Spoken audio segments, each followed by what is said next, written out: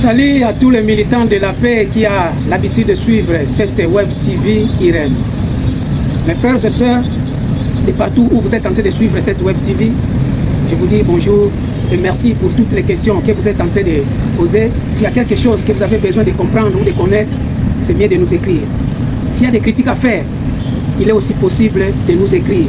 Merci à tous et à tous ceux-là qui sont en train de soutenir notre chaîne financièrement, matériellement. Mes sœurs militants de la paix, nous allons parler des problèmes des naufrages sur le fleuve Congo. Les naufrages dans le lac Tanganyika. Si vous avez l'habitude de m'écrire ou de m'appeler ou de m'envoyer des messages, c'est parce qu'il y a une considération. Et là, je vous dis merci beaucoup.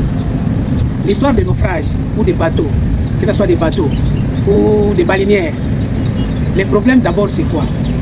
Si aujourd'hui les baleinières ou les bateaux passagers s'est noyés, d'abord la première des choses c'est les surcharges.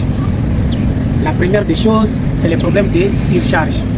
Il y a des règles à respecter.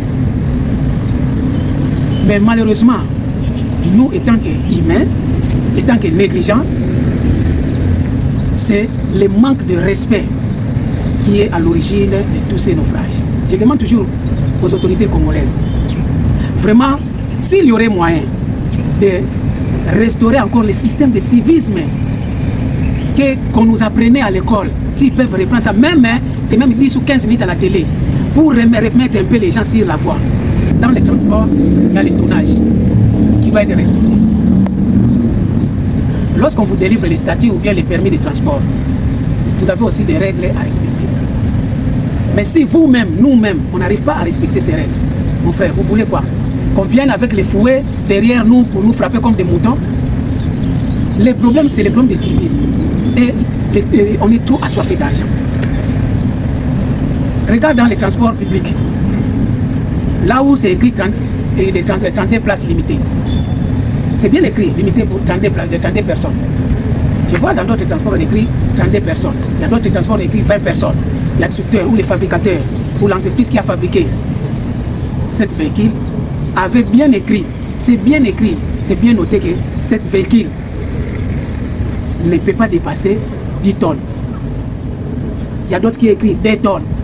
Il y a d'autres 25 tonnes. Ça dépend ainsi de suite. Mais nous-mêmes là, on n'arrive pas à respecter. Regarde les voitures qui font la route de Chikapa. Bonguette.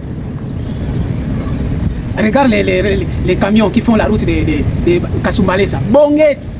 Ils laissent les carrosseries de 3 mètres. 3 mètres de marchandises à la hauteur. Est-ce que ça aussi, c'est le ministère? Ou bien le ministère vous a permis de mettre les surcharges? Le problème de surcharge, c'est nous d'abord. Mes frères, nous devons comprendre que d'autres charges qu'on met sur la tête des autorités, ce n'est pas de leur faute. Oui, je ne refuse pas. Les autorités aussi, ils ont un devoir. Ils ont un devoir de faire les suivis, de veiller afin que les lois soient respectées au niveau des transports.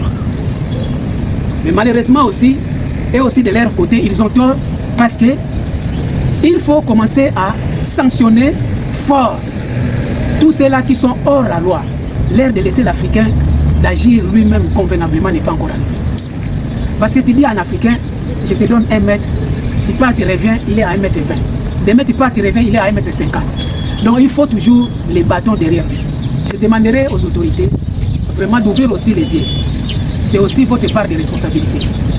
Parce que si ces gens-là commencent à être sanctionnés à cause de surcharges, ça va un peu s'arrêter. Puisqu'il n'y a pas les sanctions sur les surcharges qu'ils sont tentés de faire dans les transports. Je me rappelle, à l'époque de feu Musée Kabila, Musée le Père, il y a ce problème de transport, de surcharges de transport qui s'est posé. Alors, Musée avait pris la décision et il a donné l'ordre aux agents de l'ordre de contrôler les transports. Là où il y a surcharge, la personne surchargée, la voiture surchargée, et même les victimes de ces surcharges étaient sanctionnées des fouets. On les bastonnait. le nombre de coups de fouet correspondait à son âge. Aujourd'hui, est-ce que les services de sécurité sur la voie de transport, est-ce qu'ils font toujours leur travail? Lorsque les bateaux quittent dans les ports, lorsque ça démarre dans les ports, est-ce qu'ils sont contrôlés à ce sujet de surcharge? Les agents de sécurité qui sont chargés de contrôler les surcharges, est-ce qu'ils font leur travail convenablement? Puisque les problèmes aussi qui se posent, les problèmes de corruption. Là où il faut charger, je donne l'exemple, un bateau ou une balinière qui doivent transporter 100 personnes commence à transporter 300 et 400 personnes. Comme ça, là, comment vous allez éviter les accidents? Tu regardes les balinières ou bien les bateaux qui quittent au queue avant le départ, vous-même, vous allez vous demander, ah, est-ce que lui là, il va arriver? Tout le monde, nous tous, c'est comme si nous devons nous mettre sur cette table. Chacun de nous a sa part de responsabilité. Aujourd'hui, il y a ceux-là, on lui dit qu'il n'y a plus de place. Non, moi, je vais préférer même, je vais rester même au couloir. Les agences qui vendent les billets doivent aussi être poursuivies. Il faut poursuivre aussi les agences.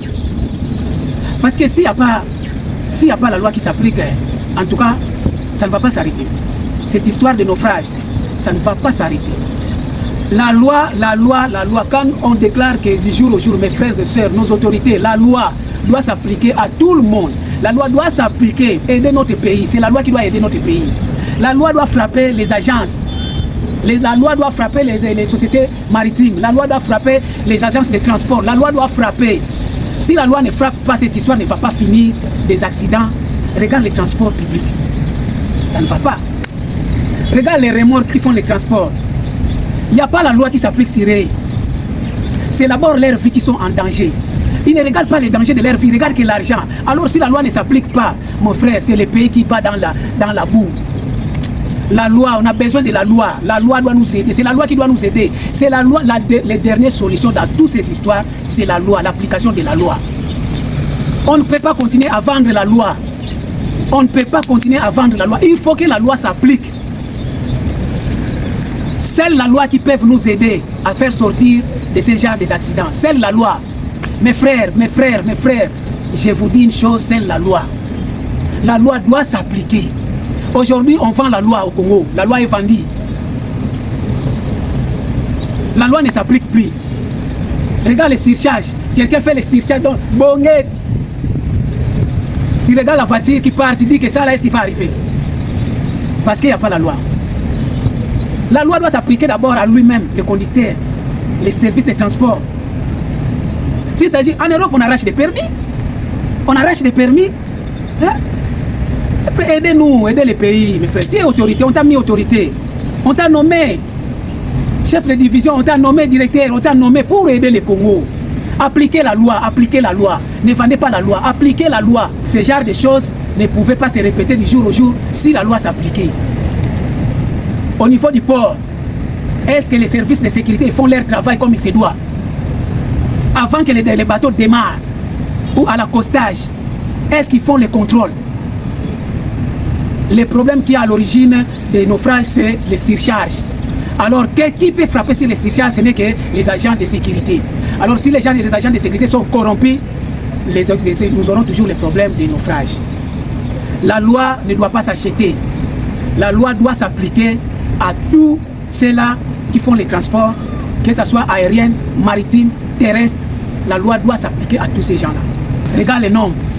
175 morts, 200 morts, 300 morts. Et ça passe comme ça. Est-ce qu'il y a l'enquête qui est faite? Mes frères, on ne vous a pas nommé directeur ou inspecteur pour bouffer de l'argent, pour vendre la loi. Vous avez été nommé pour un but bien précis. Aujourd'hui, si ce genre de choses se répètent, c'est que vous êtes incompétent. Donc vous devez quitter les lieux. On doit vous remplacer. Même dans les équipes de football, si le joueur ne joue pas bien, il est tenté de foutre, on lui met dehors. Si on laisse toujours continuer ce genre de choses, le pays ne va pas avancer. Il faut que la loi commence à frapper vraiment, qu'on doit sentir la loi. Regarde, pourquoi ce genre de bêtises ne se répètent pas en Europe? Tu vas en Europe, cette véhicule est destiné à 10 personnes, ils ne vont pas mettre 11 personnes. Ce qui fait la force de l'Europe, c'est quoi? C'est le respect. C'est le civisme, ils ont ça dans leur tête. J'ai reçu une nièce.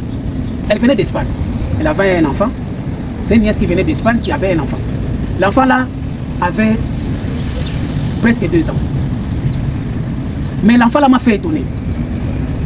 Le petit, dans sa conscience, tout ce qui est par terre doit aller dans la poubelle. Alors un jour on causait, par erreur mon téléphone était tombé par terre. Moi je n'avais pas fait attention. Le petit, il a récupéré le téléphone, à mon insu, il a pris le téléphone avec les papiers mouchoirs, Il a pris ça avec les papiers mouchoirs. Pour lui, c'est considéré comme une poubelle. Il a pris ça, il a mis ça dans la poubelle. À un moment donné, j'ai cherché le téléphone, je n'ai pas trouvé. Je me suis dit que j'ai laissé ça chez moi à la maison. Après, lorsque je suis revenu, j'ai cherché le téléphone, je n'ai pas trouvé. Ah, mais comment ça? J'ai dit non. Je ne suis pas allé au départ. Je suis allé juste voir la nièce. Je suis reparti là-bas pour la voir. Je lui ai demandé, ah, j'ai pas vu mon téléphone. C'est ici seulement que je suis venu. Elle m'a dit, téléphone, j'ai dit oui. On a cherché, on n'a pas trouvé. Elle dit, ah, est-ce que tu n'as pas mis ça par terre? J'ai dit, je ne sais pas. Elle a dit, attends. Elle est partie voir la poubelle derrière la porte. Elle a contrôlé, elle a vérifié dans la poubelle, elle a trouvé ça. J'ai dit, mais comment mon téléphone se retrouve dans la poubelle? Elle me dit, tu vois l'enfant que j'ai là. Il est encore au gardien. Et là-bas, on les a éduqués d'une autre manière.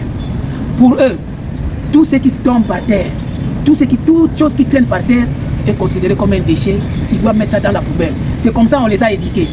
Même si j'oublie une banane par terre, elle va prendre ça, elle va mettre ça dans la poubelle. Tu peux lui expliquer du matin au soir, il ne va pas te comprendre parce qu'on les a déjà inculqué ça depuis les bas âges.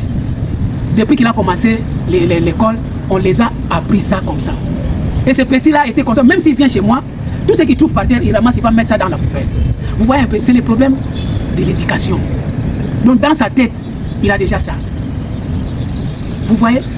Donc nous devons faire vraiment plus d'efforts.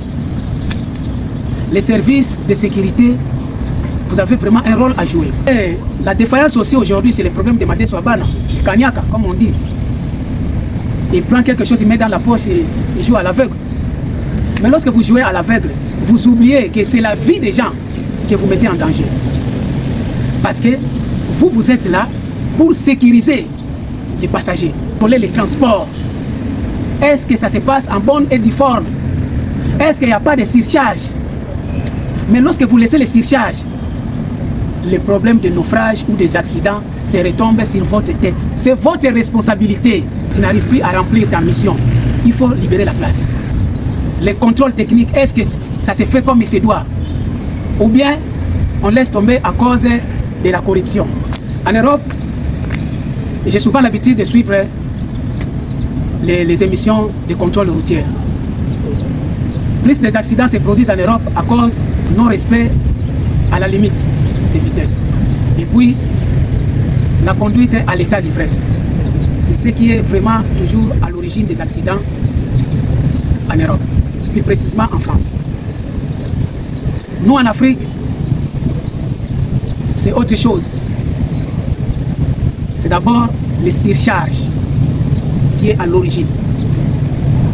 Que les surcharges répondent aussi aux forces du moteur de votre véhicule. Quand il y a trop de surcharge, les moteurs aussi s'affaiblissent vite. Donc tout ça, ce sont des anomalies, ce sont des remarques que nous devons faire. Tu regardes seulement l'argent, mais tu ne regardes pas la durée de ton véhicule aussi. Un taxi qui fait 2 ans en Afrique, les yeux sont sortis, il est déformé, comme un boxeur qui descend du ring. Peuple, les passagers, toi et moi, nous les passagers. Notre part de responsabilité, c'est de respecter la loi, frapper la loi. C'est le seul ici qui peut nous aider à se débarrasser à cette histoire des accidents, du naufrage. Est-ce que ces gens-là respectent la visite technique? Là, qui m'ont promis quelque chose pour faire avancer notre chaîne, j'ai dit merci d'avance. Ok? On se retrouve à la prochaine numéro. Bye.